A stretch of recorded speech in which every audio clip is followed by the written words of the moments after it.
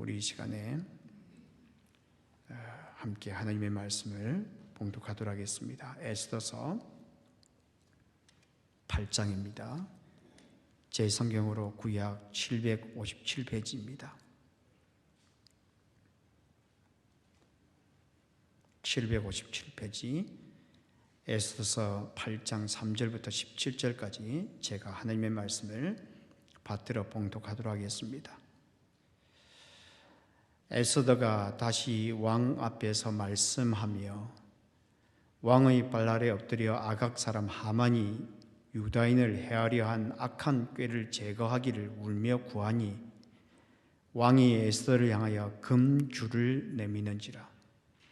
에스더가 일어나 왕 앞에 서서 이르되 왕이 만일 즐거워하시면 내가 왕의 목전에 은혜를 입었고 또 왕이 이 일을 좋게 여기시며 나를 좋게 보실진대 조서를 내리사 아각 사람 함무다다의 아들 하만이 왕의 각 지방에 있는 유다인을 진멸하려고 꾀하고 쓴 조서를 철회하소서. 내가 어찌 내 민족이 화당함을 참아보며 내 친척의 멸망함을 참아보리이까 하니 아하수에로 왕이 왕후 에스더와 유다인 모르드게에게 이르되 하만이 유다인을 살해하려 함으로 나무에 매달렸고 내가 그 집을 에스더에게 주었노니 너희는 왕의 명의로 유다인에게 조서를 뜻대로 쓰고 왕의 반지로 인을 칠지어다. 왕의 이름을 쓰고 왕의 반지로 인친 조서는 누구든지 철회할 수 없음이니라 하니라. 그때 시완월 곧 3월 23일에 왕의 서유관이 소집되고 모르드게가 시키는 대로 조서를 써서 인도로부터 구스까지 127지방 유다인과 대신과 지방관과 관원에게 전할세.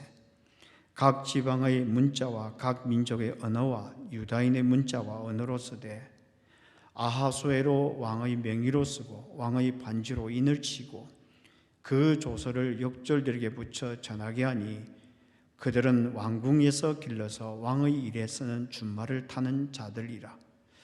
조서에는 왕이 여러 고을에 있는 유다인에게 허락하여 그들이 함께 모여 스스로 생명을 보호하여 각 지방의 백성 중 세력을 가지고 그들을 치려하는 자들과 그들의 처자를 죽이고 도륙하고 진멸하고 그 재산을 탈취하게 하되 아하수에로 왕의 각 지방에서 아달월 곧 12월 13일 하루 동안에 하게 하였고 이 조서 초본을 각 지방에 전하고 각 민족에게 반포하고 유다인들에게 준비하였다가 그날에 대적에게 원수를 갚게 한지라. 왕의 어명이 매우 급함에 역졸이 왕의 일에 쓰는 준말을 타고 빨리 나가고 그 조서가 도성수산에도 반포되니라. 모르드게가 푸르고 흰 조복을 입고 큰 금관을 쓰고 자색 가는 배옷 겉옷을 입고 왕 앞에서 나오니 수산성이 즐거이 부르며 기뻐하고 유다인에게는 영광과 즐거움과 기쁨과 존귀함이 있는지라. 왕의 어명이 이르는 각 지방 각 읍에서 유다인이 즐기고 기뻐하여 잔치를 베풀고 그날을 명절로 삼으니 본토 백성이 유다인을 두려워하여 유다인 되는 자가 많더라. 아멘.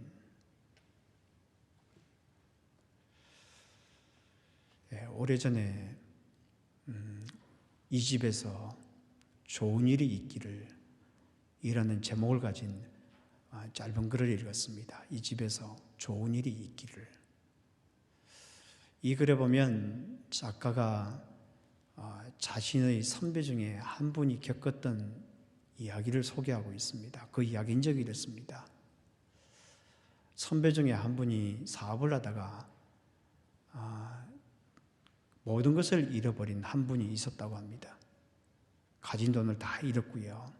이혼까지 당하고 그래서 가족들과 멀리 떨어진 시골에서 집을 구해야 했다고 합니다. 그런데 구하려고 하는 집이 너무 낡고 허름했다고 합니다. 얼마나 낡고 허름했는가 하면 보증금도 필요 없고 고작 20만 원, 월세 20만 원이면 되었다고 합니다. 그러니까 말이 집이지 사실은 폐가나 다름없는 그런 집이었던 것입니다. 과연 이런 집에서 살 수 있을까? 선배는 자꾸만 눈시울이 뜨거워지더랍니다. 그것을 옆에서 보고 있던 그 주인이 농부였는데 그분이 이 선배에게 집이 누추해서 미안하다 그렇게 이야기를 했다고 합니다. 그래도 대안이 없었습니다. 계약을 마쳤고 그리고 며칠이 지난 후 집 몇 개를 가지고 입주하기 위해 그곳으로 갔습니다. 그런데 그 집에 들어서는 순간 깜짝 놀랐다고 합니다. 왜냐하면 처음 볼 때는 그렇게 누추해 있는데 모든 것이 바뀌어 있더랍니다. 주인이 집을 깔끔하게 도배도 해놓았고요. 여기저기 청소도 해놓았고요. 그리고 자그마한 책상도 갖다 놓고 그 위에다가 들꽃까지 꼽아 놓았더랍니다. 그리고 그 위에다가 쪽지 하나를 적어 놓았더래요. 그 쪽지에 그렇게 적혀 있었다고 합니다. 이 집에서 좋은 일이 있기를 바랍니다. 이 집에서 좋은 일이 있기를 바랍니다. 선배는 이 쪽지의 이 글이 너무 감동이 되었다고 합니다. 마치 천사가 다녀간 듯한 그런 느낌이 들었다고 합니다. 그러면서 희망이 막 생기더래요. 이렇게 좋은 사람의 집이라면 좋은 일이 있을 것 같다. 그런 생각이 막 들더래요. 그래서 마음속으로 그렇게 외쳤대요. 이제 다 잘 될 거야. 그러면서 심호흡을 크게 하면서 그 집에 발을 내디뎠다. 그렇게 말을 했다고 합니다. 우리는 사람을 좀 따스하게 대할 필요가 있는 것 같습니다. 따스함으로부터 희망이 나오기 때문입니다. 희망은 따스함으로부터 나온다는 겁니다. 오늘 우리가 에스더서 8장 3절부터 17절의 말씀을 읽었는데 오늘 보면은 하나님께서 우리 하나님의 사람들을 어떻게 따스하게 격려하시는지 그리고 어떻게 우리를 일으켜 세워주시는지 그것을 잘 보여주고 있는 것 같습니다.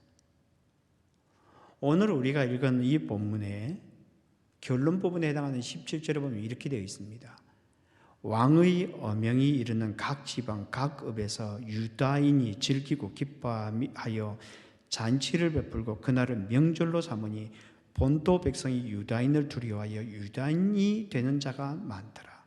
유다인을 위한 새로운 법이 반포가 되었습니다. 그 이후에 일어난 일을 이야기하고 있는데 이 본문에 보면 그날을 명절로 삼았더라라고 그렇게 말하는 것 같습니다. 그런데 사실은 이 원문에 보면은 명절이라고 되어 있지 않고 그냥 좋은 날이라고 되어 있습니다. 좋은 날, 토브라고 되어 있어요. 아마 이것을 명절이라고 그렇게 번역을 한 것 같습니다. 근데 좋은 날이었어요. 그렇다면 이 구절은 이렇게 이야기를 하고 있는 거죠. 유대인을 위한 새로운 법이 반포되었고 그 법이 모든 곳에 이르게 되었습니다. 그러자 유대인들은 기쁨이 넘쳤고요. 즐거움이 넘쳤고요. 잔치를 벌였고요. 그리고 그날은 너무너무 좋은 날이었습니다. 라고 말하고 있는 것입니다. 그러니까 슬픔이 변하여 기쁨이 된 날이었고요. 절망이 변하여 즐거움이 된 날이었다는 것입니다. 그래서 너무너무 좋은 날이었다. 이렇게 말을 하고 있는 것입니다. 그렇다면 유대인들이 경험했던 이 기쁨의 날, 즐거움의 날을 통하여 현대를 살아가는 우리에게 주시고자 하는 교훈이 무엇일까요? 첫 번째 우리가 기억해야 될 것은 갚아주심입니다. 하나님께서 갚아주신다는 겁니다. 하나님께서 그의 백성들을 위하여 대신 갚아주신다는 겁니다. 오늘 보면 3절에 보면 이렇게 되어 있습니다. 에스더가 다시 왕 앞에서 말씀하며 왕의 발 아래 엎드려 아각 사람 하만이 유다인을 해하려 한 악한 꾀를 제거하기를 울며 구하니 에스더가 왕 앞에 나갔습니다. 왕에게 말도 하고요. 그 앞에 엎드려서 그리고 구했다 이렇게 이야기를 하고 있습니다. 그런데 여기에 에스더가 말을 했다. 왕에게 말씀을 했다 이렇게 이야기를 하고 있는데 이 말씀을 했다라고 할 때 이것을 히브리어로 다바르라고 표현하고 있습니다. 일반적으로 이 다바르라는 제가 이 히브리어를 써 죄송합니다만은 이 다바르라는 표현은 구약 성경에 보면은 주로 하나님께서 말씀하셨다라고 할 때 사용하는 표현입니다. 사람들이 일반적으로 말을 할 때는 아마르라고 표현합니다. 그러니까 말을 하는 행동 자체를 이야기할 때 아마르예요. 근데 다바르를 왜 다바르라 하나님께서 말씀하셨다라고 쓰는가 하면은 말씀하신 바를 반드시 성취하시는 것이기 때문에 하나님께서 다바르를 하신다, 말씀하신다 이렇게 말씀합니다. 그런데 이 본문에 보면은 에스더가 이 아마르라고 하지 않고 다바르라고 표현하고 있습니다. 그러면 에스더가 그런 능력을 가지고 있다고 말을 하고 있는 것일까요? 그렇지 않습니다. 에스더가 말을 하는데 자기가 지금 말하는 것을 반드시 성취하겠다, 반드시 이뤄내겠다라고 하는 것을 그 말 속에 포함하고 있는 것입니다. 그렇다면 에스더가 이렇게 말을 하고 있는 거죠. 에스더가 다시 왕의 발 앞에 엎드렸습니다. 그리고 왕에게 말을 했습니다. 왕이여, 하만은 죽었습니다. 그러나 유대인을 해하려고 하는 그의 악한 계획은 여전히 남아 있습니다. 그것을 제거해 주십시오라고 에스더가 말을 했습니다. 왕이 거절한다면 에스더는 다시 도전할 생각이었습니다. 그리고 에스더는 반드시 그것을 이루어낼 계획이었습니다 라고 그렇게 말을 하고 있는 것입니다. 그리스도인의 삶에 있어서 가장 필요한 성품 중에 하나가 의지입니다. 의지. 어떤 의지냐? 포기하지 않겠다라는 의지입니다. 포기하지 않겠다라는 의지입니다. 그만두지 않겠다라는 의지입니다. 하나님께서 그만두라고 할 때까지 그것을 그만두지 않는 것입니다. 끝까지 그 일을 감당하는 것입니다. 하나님의 마음이 부어지게 되면 그런 마음을 갖게 됩니다. 그것은 나의 능력이 아니고 하나님께 주신 능력 때문에 그렇게 하는 것입니다. 그런데 왜 이렇게 에스더가 그 일을 반드시 이루겠다 그런 생각을 가졌을까요? 에스더는 참 어린 연약한 여성이에요. 그런데 어째서 그런 마음을 가졌을까요? 그것은 그의 마음 때문이에요. 그의 마음 때문이에요. 그의 마음의 눈 때문이에요. 마음의 눈으로 보니까 민족이 보이게 되고요. 민족의 아픔이 보이게 되고요. 마음의 눈으로 보니까 그 자기 민족의 고통이 보이게 되었다는 것입니다. 오늘 보면 6절을 보십시오. 이렇게 되어 있습니다. 내가 어찌 내 민족이 화당함을 참아보며 내 친척의 멸망함을 참아보리이까. 여기에 보았다라는 단어가 두 번 나오고 있는데 이 보았다라는 이 단어가 눈으로 그냥 보았다라는 단어보다는 마음으로 보았다라는 단어, 그런 의미를 담고 있습니다. 그렇다면 이 구절을 풀어서 표현해보면 이렇게 되어 있는 것입니다. 왕이여, 이제 나의 민족의 역경이 찾아오게 될 것입니다. 근데 제가 그것을 어떻게 보고 있을 수 있겠습니까? 나의 친척들이 학살을 당할 것입니다. 그런데 제가 그것을 어떻게 보고 있을 수 있겠습니까?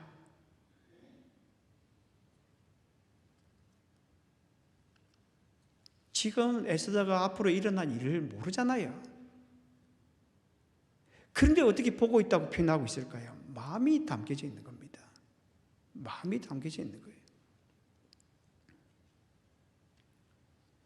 여러분, 마음이 있으면 움직이게 되어 있습니다. 마음이 있으면 행동하게 되어 있습니다. 왜냐하면 보는 것이 다르기 때문입니다. 그런데 이게 참 어려워요. 하나님께서 마음을 주셔야 되는 것 같습니다. 여러분, 똑같은 것을 바라보는데 어떤 사람은 보여요. 그런데 어떤 사람은 보이지 않아요. 왜 그럴까요?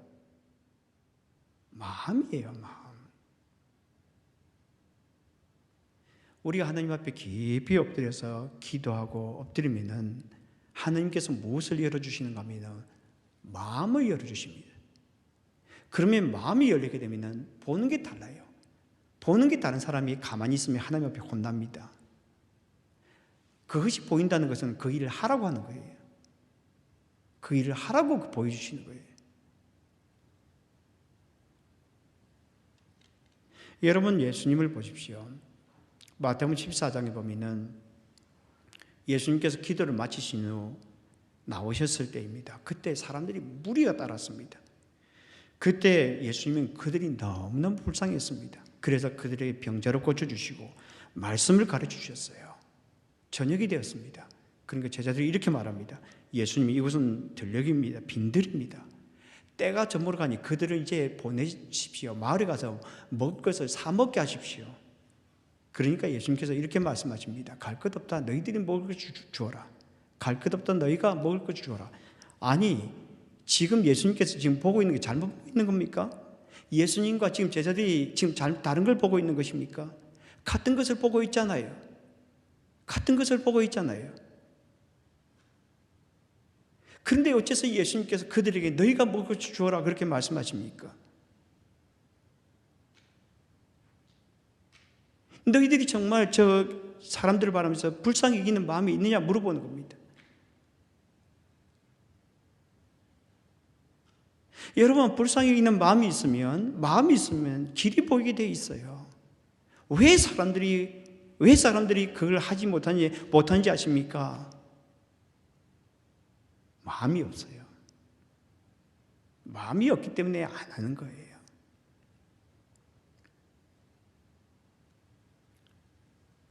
제자들이 그렇게 말하죠. 여기 우리에게 있는 것은 떡 5개와 물고기 2마리뿐이니이다. 예수님께서 많은 것을 요구하지 않아요. 대단한 걸 하기 원하는 것이 아닙니다. 예수님께서 그렇게 말씀하시죠. 그것을 내게로 가져오라. 그것을 내게로 가져오라.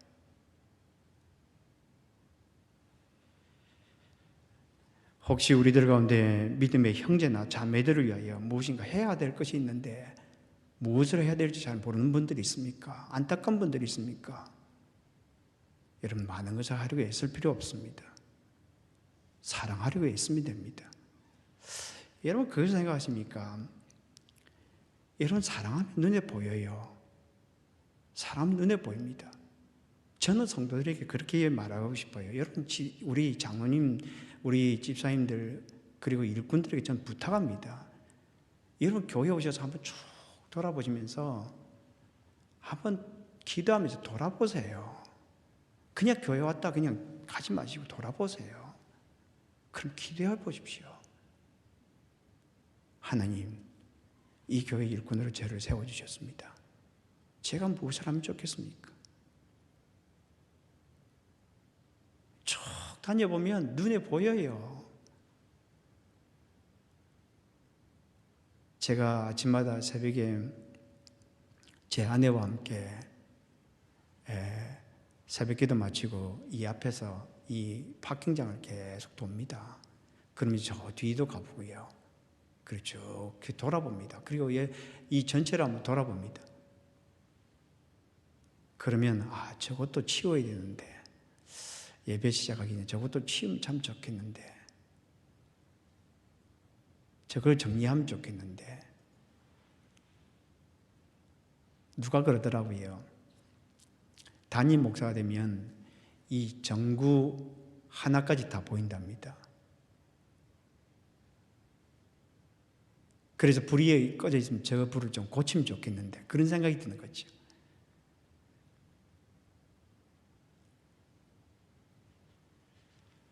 여러분, 현장 예배를 드리면서 여러분 마음속에 그 한 가지만 있으면 좋겠어요. 지도자들 여러분들 기억하셔야 됩니다. 내가 성도들을 위하여 어떻게 봉사하면 좋을까? 어떻게 성도들이 와서 예배를 드릴 수 있도록 도와줄까? 그 마음 하나만 있게 되었으면 좋겠습니다. 그러면 하나님께서 역사하신다고 믿습니다. 저는 물어보고 싶어요. 정말 우리가 예배에 대한, 이게 온라인으로 드리든 현장 예배를 드리든 상관없이 여러분 예배에 대한 기대감이 있습니까? 예배에 대한 기대감이 있습니까?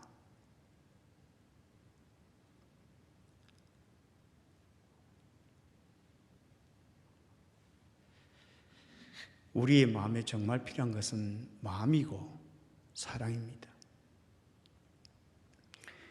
그런데 여기 보면 왕이 에스더의 요청을 받아들였다고 하는데 어째서 유대인들로 하여금 원수를 갚게 하셨다라고 우리 표현하고 있을까요?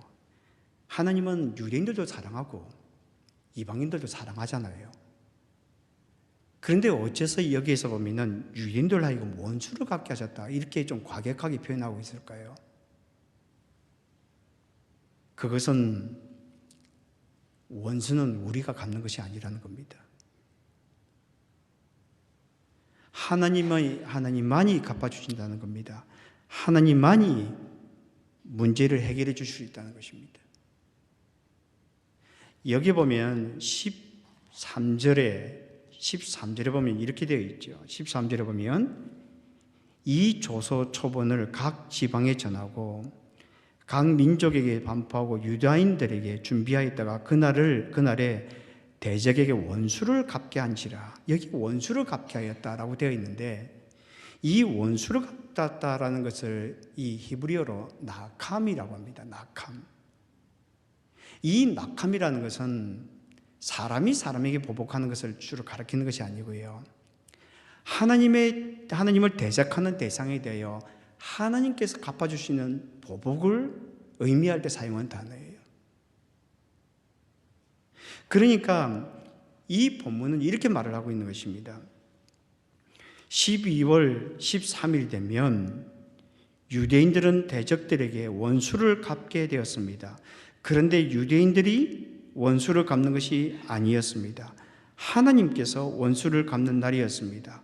왜냐하면 유대인들을 대적하는 것은 바로 하나님을 대적하는 것이었기 때문입니다. 그래서 하나님께서 대신 갚아주시는 것이었습니다 라고 말을 하고 있는 것입니다.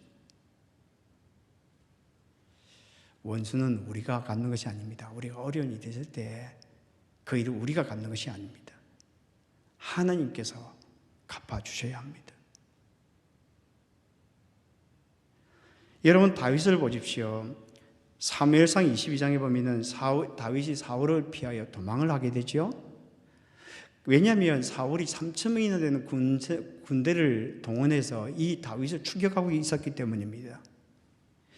그래서 이 지금 아둘람 굴이라는 곳에 지금 숨어 있는데 억울하기 짝이 없지요.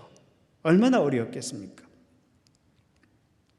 그런데 그곳에 모여있는 사람들을 이렇게 표현하고 있습니다. 사무엘상 22장에 보면은 400명이 머물러 있는데 그들은 환난당한 자였고 빚진 자였고 마음이 요동한 자들이었다 이렇게 말을 하고 있습니다. 이 말이 단순한 표현이 아닙니다. 여러분 이 다윗이 지금 도망하고 있는데 아둘람 굴의 그 좁은 곳에 그곳에 모여있는 사람들이 전부 다 상처 입은 사람들이었다는 겁니다. 그러니까 상처 입은 사람들이 함께 모여있으니까 얼마나 어려웠겠습니까? 계속 문제가 터지지 않았겠습니까? 그런데 다윗이 이렇게 고백을 하고 있죠. 하나님이여 내 마음이 확정되었고 내 마음이 확정되었사오니 내가 노래하고 찬송하리이다. 내 영광아 깨울지어다 비파야 수금아 깨울지어다 내가 새벽을 깨우리로다. 다윗이 어째서 이렇게 고백을 하고 있는 것입니까? 5절에 보면 시편 57편 5절에 보면 이렇게 말을 하고 있어요. 그들이 내 걸음을 막으려고 그물을 준비하였으니 내 영혼이 억울하도다. 그들이 내 앞에 웅덩이를 파서나 자기들이 그 중에 빠졌도다. 그들이 내 앞에 웅덩이를 파서나 자기들이 그 중에 빠졌도다. 하나님께서 그렇게 만들어 나가신다라는 것들을 고백하고 있는 것입니다.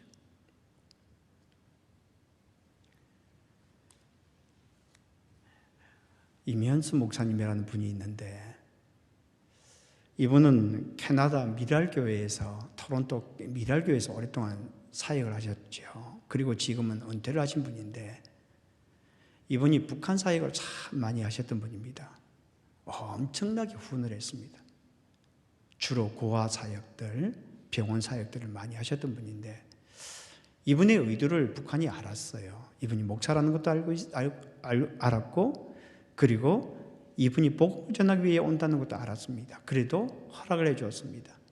이분은 북한을 사랑한다라는 그런 생각이 있었던 것 같습니다. 그런데 2016년쯤이었을 거예요. 2016년은 맞을 겁니다. 그때 이분이 북한의 억류가 되지요. 김정일을 모독했다 이래서 억류를 합니다. 그런데 아마 그것보다는 또 다른 이유가 있었을 것이라 보고 있습니다. 정치적인 이유가 있었을 것이라 보고 있는데, 이분이 그리고 나서 2년 6개월 동안 억류가 되었다가 감옥에 갇혀 있다가 극적으로 석방이 됩니다. 그가 풀려난 후에 사람들이 이 이면수 목사님께서 그렇게 말씀하실 줄 알았다고 합니다. 북한 진짜 배은망덕한 놈들이다. 절대 도와주지 말자. 그 놈들은 인간으로 상대할 놈들이 아니다. 이제는 절대로 도와주거나 하지 말자. 그 근처에는 절대 가지도 말자. 그렇게 말씀하실 줄 알았다고 합니다. 그런데 이분이 간증을 하면서 이렇게 말했다고 합니다. 여러분, 고난은 제3의 성례입니다. 그동안 나는 고난당하는 사람들을 돕는 사람으로 살아왔습니다. 그런데 하나님께서 북한에 억류되어 있는 그 시간 동안 고난당하는 사람들과 함께 고난받는 사람으로 나를 만들어 주셨습니다. 그래서 나는 감옥에 있는 동안 고난이 내게 너무 큰 유익이라고 생각했습니다.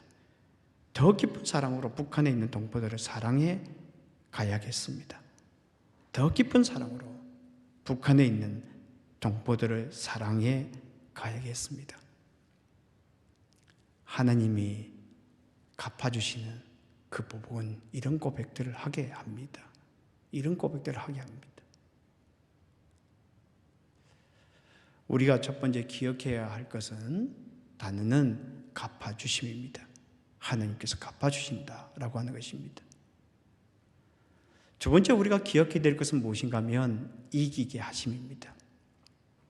하나님은 그의 백성들을 이기게 하신다라고 하는 것입니다. 오늘 보면 17절을 다시 한번 읽어보면 이렇게 되어 있죠. 왕의 어명이 이르는 각 지방, 각 성읍에서 유다인들이 즐기고 기뻐하여 잔치를 베풀고 그날을 명절로 삼으니 본토 백성이 유다인을 두려워하여 유다인 되는 자가 많더라. 여기 보면 유대인들이 즐거워했고요, 기뻐했고요, 너무나 좋은 날이었다 이렇게 말하고 있습니다. 그런데 유대인들이 받은 문서에 보면 원수 갚는 날이 12월 13일이었습니다. 그런데 그들이 문서를 받은 그 날이 각 곳에 도착했던 날은 3월 23일이었습니다. 그러면 그날 원수를 갚는 날은 아직도 많이 남아 있습니다. 그런데 어째서 바로 문서를 받는 그날이 너무 좋은 날이고 그날이 너무 행복한 날이라고 어째서 그렇게 이야기를 하고 있는 것일까요? 그것은 영광스러운 미래가 현재 속으로 들어온 것입니다. 영광스러운 미래가 현재 속으로 들어온 것입니다. 그러니까 현재라는 삶 속에서 미래를 누리며 살아가고 있다는 것입니다. 그러니까 하나님께서 우리에게 주시는 이 즐거움은 미래만 누리게 될 즐거움만이 아니라는 것입니다. 우리가 살아가는 현재라는 삶 속에서 경험되는 즐거움이라는 것입니다. 이것이 그리스도인이 가지고 있는 놀라운 특권입니다. 때로는 그런 상황 속에 있지 않는다 할지라도 우리를 그렇게 살아가게 하신다는 겁니다. 하나님께서 우리에게 주시는 기쁨은 단순히 미래만 누리게 될 기쁨이 아니라는 것입니다. 우리가 살아가는 삶의 현장 속에서, 삶 속에서 순간순간 누리며 살아가는 것이 하나님께서 우리에게 주시는 기쁨이라는 것입니다.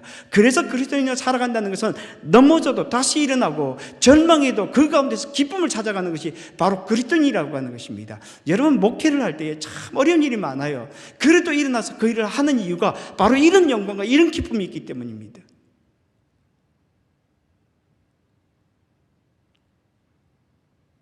이런 기쁨 없으면 여러분 사역 못합니다. 여러분 목회를 할 때 수많은 일들이 찾아오거든요.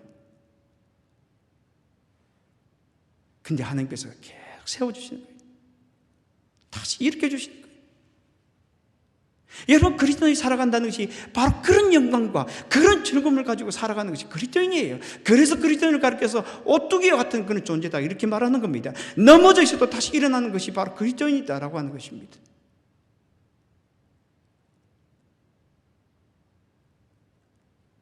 그러니까 얼마나 좋습니까?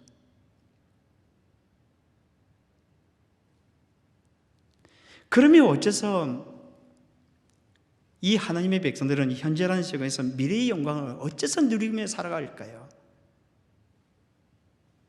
단순하게 표현하자면 그것은 경험 때문입니다. 무슨 경험일까요? 하나님이 살아계신다는 경험이에요. 하나님께서 지금도 역사하신다는 그 경험이에요.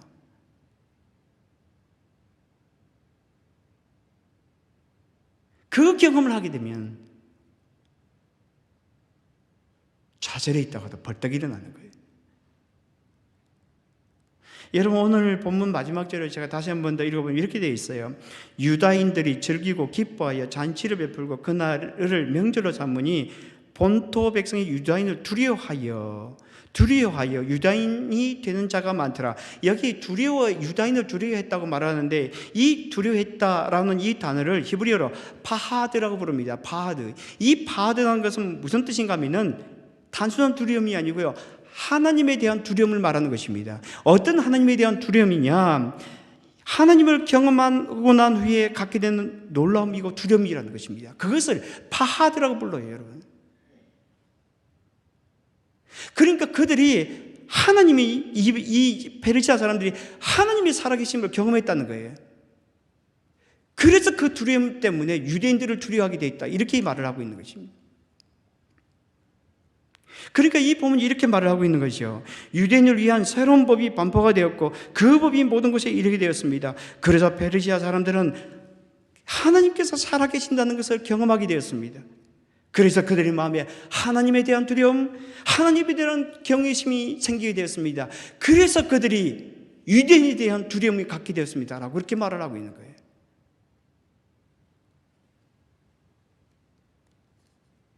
여러분, 하나님에 대한 기대감이 있습니까?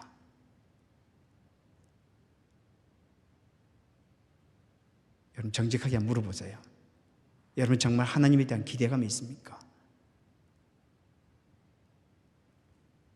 그분이 살아계시기 때문에 우리 삶 속에서 역사하실 것에 대한 그 기대감이 우리의 마음속에 있습니까? 아니면 그저 우리 일주일에 한 번 와서 예배드리는 그런 종교인으로 남아 있습니까?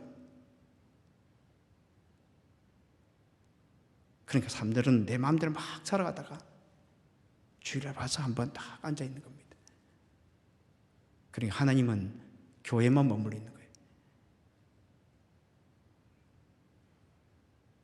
여러분, 이스라엘 백성들을 보십시오. 이 출애굽기 14장에 보면은 이스라엘 백성들 홍해를 건너야만 했습니다. 뒤에는 지금 이집트 군사들이 쳐들어오고 있고 앞에는 홍해가 지금 가로막고 있어요. 이때 이 모세가 무엇을 합니까? 홍해에 손을 내밉니다. 그러니까 이 홍해가 쫙 갈라지거든요. 이스라엘 백성들 그 길을 따라 쭉 건넜습니다. 그리고 나서 이집트 군사들이 따라오니까 하나님께서 불기둥과 구름 기둥으로 그들을 혼란케 했습니다. 그리고 나서 이스라엘 백성들이 다 건너게 되니까 모세가 다시 홍해를 향하여 손을 내밉니다. 그러니까 이 홍해가 쫙 그렇게 다시 합쳐지면서 그 일이 끝납니다. 그때 성경은 이렇게 말을 하고 있습니다. 그날에 여호와께서 이같이 이스라엘을 애굽 사람의 손에서 구원하시매 이스라엘이 바닷가에서 애굽 사람들이 죽어 있는 것을 보았더라. 그날에 여호와께서 이같이 이스라엘을 애굽 사람의 손에서 구원하시매 이스라엘이 바닷가에서 애굽 사람들이 죽어 있는 것을 보았더라. 그날에.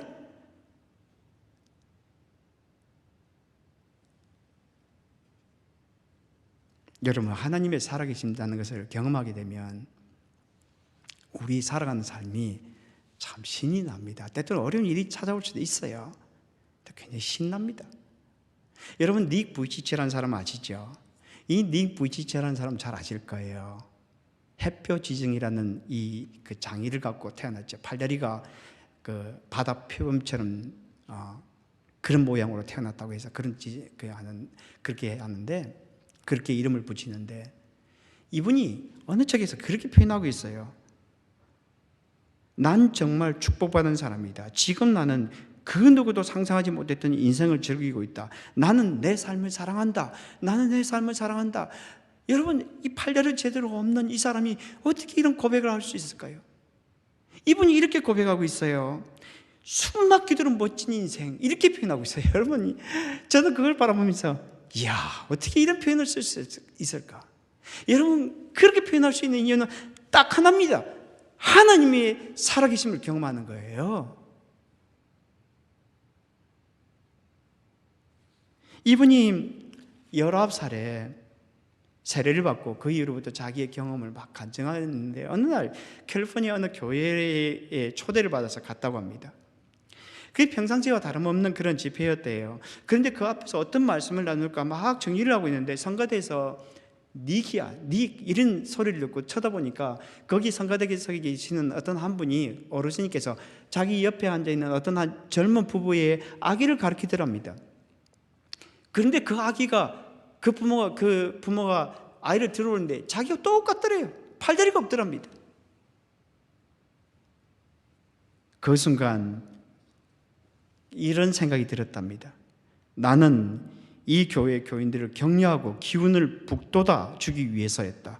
그런데 오히려 한 아버지가 머리 위로 치켜 올린 아이를 통해서 내 삶이 많은 이들, 특히 이 어린아이와 그 가족들에게 커다란 시련에 직면하고 있는 이들 속에 변화를 일으킬 수 있다는 강한 확신을 얻었다.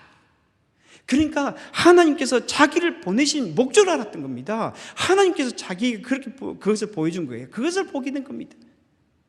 그가 간증하는 가운데 그 부부를 앞으로 나오게 했답니다. 그러면서 성도들에게 이렇게 이야기를 했다고 합니다. 세상에 저절로 되는 일은 없습니다. 수만 번 들이마시는 것도 발 한 걸음 내딛는 것도 모두 하나님의 섭리 가운데 있습니다. 오늘 이 예배당에 팔다리가 없는 또 다른 친구가 참석한 건 우연이 아닙니다.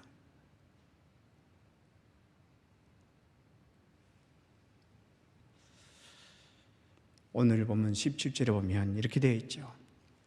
왕의 어명이 이르는 각 지방 각 급에서 백성들이 즐기고 기뻐하여 잔치를 베풀고 그날을 명절로 삼으니 본토 백성이 유다인을 두려워하여 유다인 되는 자가 많더라.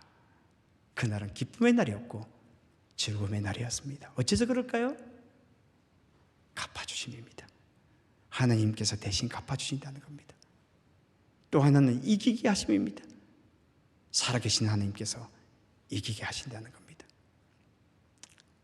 유다인들이 경험했던 이 갚아주심, 하나님의 갚아주심, 하나님의 이기게 하심을 경험함으로 말미암아 복된 삶을 살아가는 저와 여러분이 되기를 주님의 이름으로 축복합니다. 같이 기도하겠습니다.